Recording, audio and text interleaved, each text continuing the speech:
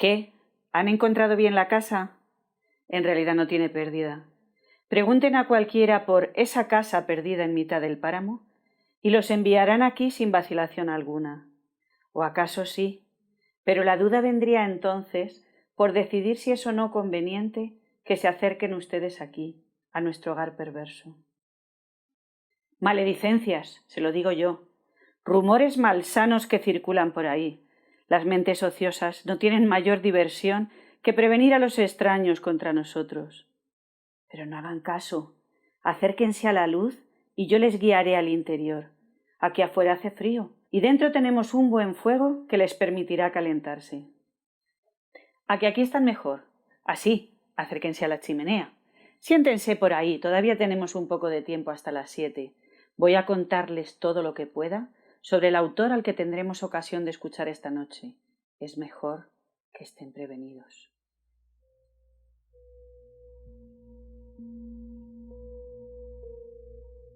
Llegó con el frío, sí, una noche de ventisca. Sus pisadas sonaban como escarcha sobre el suelo de mármol, y su aliento levantaba nubecillas heladas alrededor de su rostro. Se notaba que tenía pocas ganas de hablar, pero algo debía contarnos para que le permitiéramos instalarse aquí, tal como quería. Nos contó lo mínimo, tan poco que solo pudimos deducir que era un fugitivo más, como el resto de nosotros, buscando refugio en la casa sombría para sentirse, si no entre iguales, al menos un poco menos solo. Con el correr de los años hemos ido recogiendo pequeños detalles aquí y allá, que nos han permitido trazarnos siquiera una imagen de quién pudo ser, sobre todo gracias al puñado de fotografías que traía consigo y que me confió ya el primer día con estas palabras. No quiero volver a verlas, no puedo resistirlo, pero tampoco soportaría destruirlas. Así que cuento contigo para que las guardes en un sitio seguro. Y si alguna vez te las pido, por favor, no me hagas caso. Me suplicó con tal seriedad como si su vida dependiera de ello.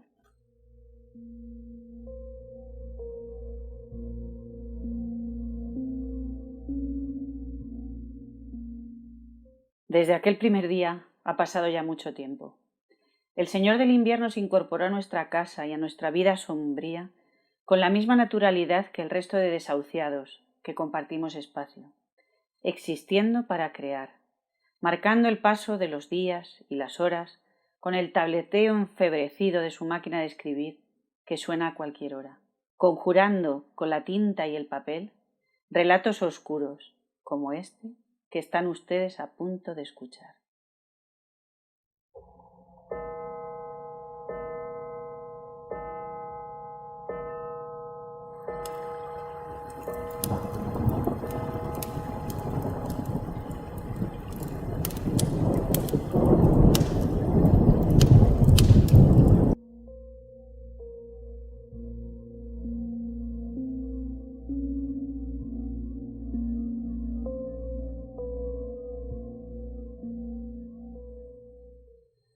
La compuerta inferior de la nave espacial se abrió con lentitud y en absoluto silencio. La plataforma metálica descendió, también sin emitir ruido, sin la menor vibración. Los robots que aguardaban sobre ella tenían órdenes estrictas de no efectuar movimiento alguno hasta el inicio del concierto. El contacto con la superficie de roca y polvo de aquel planeta extraño fue tan delicado como un beso. Las criaturas aborígenes observaban inquietas. El señor Medina, único humano de la expedición y jefe de la misma, informó por radio de que esta vez había algo más de 15.000 nuevos récords. Se apiñaban en las paredes internas del cráter, se empujaban unas a otras, agitaban sus apéndices hacia el cielo, impacientes y eufóricas. El androide 214 se encontraba en la fila trasera de los segundos violines, justo delante del arpa. Tenía la mirada petrificada, fija, al frente. Podía ver las cabezas de sus compañeros, al androide director, que aún era una estatua, y la pendiente cóncava ocupada al completo por el público extraterrestre. Jamás había actuado frente a una audiencia así, con tanta avidez de música, con una expectación tan intensa. En el cielo flotaba una luna minúscula y pálida, cuyo nombre 214 lo daba.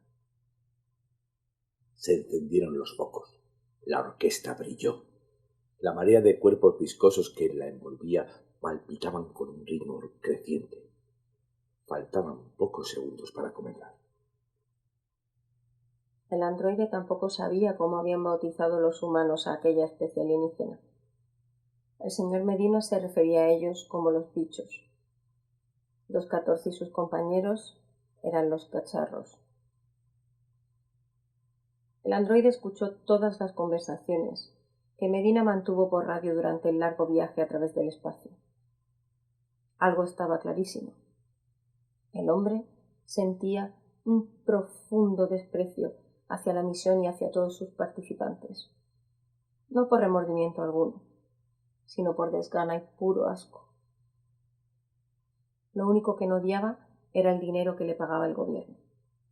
Demasiado poco, solía decir. El director elevó sus brazos metálicos. 214 ajustó el contacto de su piel sintética con el mango y la mentonera de su violín. Preparó el arco, visualizó el pentagrama. Esta semana la obra escogida fue Donauwaldsheim, de la opereta Simplicios, de Johann Strauss hijo. Era uno de los autores favoritos de los extraterrestres. La batuta empezó a bailar. Sonaron los instrumentos de viento. 214 calculó el microsegundo exacto en el cual debería comenzar a tocar. El planeta presentaba una atmósfera venenosa, niveles de radiación desmesurados y oscilaciones de temperatura de varios centenares de grados centígrados en cortos periodos de tiempo. Nadie comprendía cómo aquellos bichos podían sobrevivir en ese entorno. Aquel lugar contenía, además, abundantes depósitos de hidrorguerita, un mineral muy valioso, casi ausente en la Tierra. Los primeros intentos de extracción fueron costosos y muy accidentados. Tras esto, una persona importante leyó los extrañísimos informes ecobiológicos sobre aquel territorio inhóspito y tuvo una idea. La melodía arrancaba de forma dulce y ligera, un paseo apacible por notas verdes y soleadas. Los simpáticos tañidos de un par de campanas marcaban el paso y provocaban estremecimientos de placer a las criaturas del público. 214, como siempre, tocó su violín con maestría. Los alienígenas autóctonos eran inteligentes, casi tanto, comentó Medina, como los orangutanes o los delfines. También eran dóciles. En apenas unos meses, los humanos habían conseguido adiestrarlos para que extrayesen la hidrorguerita de las entrañas del planeta y la depositaran en una zona destinada a su almacenamiento en la superficie. Como recompensa, se les ofrecía aquello que más apreciaban, la música. El sonido jugaba un papel fundamental en la naturaleza de estos seres y en su forma de vivir y relacionarse. Durante su fase de apareamiento no existía el contacto físico entre los individuos. En su lugar, la información genética se transmitía mediante una compleja sinfonía producida por sus aparatos fonadores, lo cual constituía la única banda sonora de un planeta por lo demás mudo, carente de fenómenos meteorológicos relevantes o de cualquier otra forma de vida. Al llegar los primeros exploradores humanos con su bullicio y estridencias, desencadenaron una respuesta hostil, pero no tardaron en identificar el problema y transformarlo en ventaja. La melodía inicial dio paso a un vals suave, encantador. Las criaturas se mecían al compás, entregadas por completo al hechizo creado por los instrumentos de los androides. La música instrumental era su preferida. La clásica daba los mejores resultados, más aún si era interpretada en directo. En la Tierra, el asunto se consideraba una transacción amistosa entre especies, un intercambio ecuánime adornado con cierta ola romántica. Pedruscos a cambio de arte. Hasta allí nunca llegaron grabaciones del espectáculo, de sus consecuencias o de cualquier otra señal de que en realidad la actividad pudiera ser menos benigna de lo descrito por los implicados. La ecuación era sencilla. Cuanto mayor fuese la cantidad de mineral entregado, mayor sería la duración de la música recibida. Pero los extraterrestres nunca tenían suficiente. Comenzaron a aparecer cadáveres de criaturas fallecidas por extenuación cerca de las entradas de las minas. Otros morían en el mismo cráter donde tenían lugar los conciertos, como resultado de las luchas que se producían por conseguir el mejor lugar para atender al espectáculo. Además de todo ello, el número de apareamientos había reducido. Sus vidas ya no se regían por el ciclo lunar, sino por la periodicidad de los conciertos. El vals ganó ritmo y energía. 214 ejecutaba los movimientos programados con precisión sobrehumana y obediencia férrea a la partitura. Como no, algo apareció en el cielo, por encima del borde del cráter. El androide lo observó de reojo. La sombra del objeto engulló a gran parte del público y las criaturas protestaron ante la intromisión repentina. Era la 16ª actuación de 214 en ese planeta y no recordaba haber visto algo semejante. Tampoco en la Tierra.